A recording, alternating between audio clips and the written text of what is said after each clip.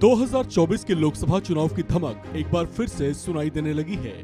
एक बार फिर से थर्ड फ्रंट को लेकर चर्चाएं तेज हो गई हैं और इस बात को एक बार फिर से हवा मिल गई है कि देश से सत्तारूढ़ बीजेपी को परास्त करने के लिए तमाम विरोधी दल गुपचुप वाली योजनाओं को अंजाम देने में लगे हुए हैं। इस बीच नेशनल कॉन्फ्रेंस के नेता फारूक अब्दुल्ला लखनऊ में अचानक सपा सुप्रीमो अखिलेश यादव से मुलाकात करने के लिए पहुंचे।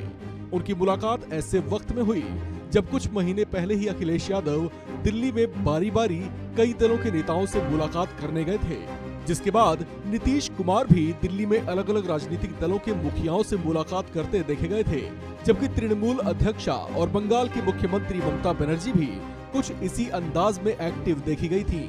ऐसे में अब फारूक अब्दुल्ला का अखिलेश यादव से भेंट करना कई पहलुओं से चर्चाओं में छा गया है। हालांकि इस मुलाकात के बाद फारूक अब्दुल्ला ने मीडिया से बातचीत के दौरान कहा कि वे मुलायम सिंह यादव के निधन के बाद कुछ वजहों से शोक सभा में शामिल नहीं हो पाए थे। इसी वजह से उन्होंने अब अखिलेश यादव से मुलाकात कर अपनी संवेदना प्रकट की है। आपको बता दें कि Farooq Indian Muslim for civil rights पर आयोजित गोष्ठी में भाग लेने के लिए लखनऊ पहुंचे हुए थे। इस दौरान फारूक अब्दुल्ला ने कहा कि मैं बहुत चाहता था कि मुलायम सिंह यादव भारत के प्रधानमंत्री बने, लेकिन ऐसा हो न सका। उन्होंने बताया कि वो नेताजी के साथ ही संसद में बैठा करते थे। उन्होंने ये भी बताया कि मुलायम सिंह यादव के निधन पर वे नहीं आ सके थे, इसलिए वे आज यहाँ पहुँचे हैं। फारूक अब्दुल्ला ने आगे कहा कि मैं यहाँ अपने बेटे की तरफ से, अपनी तरफ से और अपनी पार्टी की ओर से आया हूँ। फारूक अब्दुल्ला ने यहाँ पर शोक व्यक्त किया और साथ ही उनकी आत्मा की शांति के लिए प्रार्थना भी की।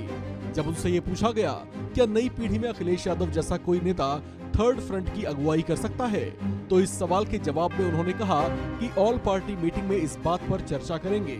देश की मौजूदा समस्याओं पर उन्होंने कहा कि देश में महंगाई बहुत है। आपको बता दें कि इन दिनों 2024 में होने वाले आम चुनाव को लेकर देश में थर्ड फ्रंट के गठन की चर्चाएं तेज हैं। बीते दिनों तेलंगाना के मुख्यमंत्री के चंद्रशेखर राव बिहार के दौरे पर गए थे। इस बात के कई राजनीतिक मायने भी निकाले गए थे।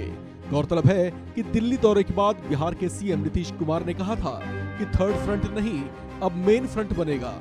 अब यह देखना दिलचस्प होगा कि नेशनल कॉन्फ्रेंस के नेता फारूक अब्दुल्ला का अखिलेश यादव से मुलाकात के क्या मायने सामने आते हैं।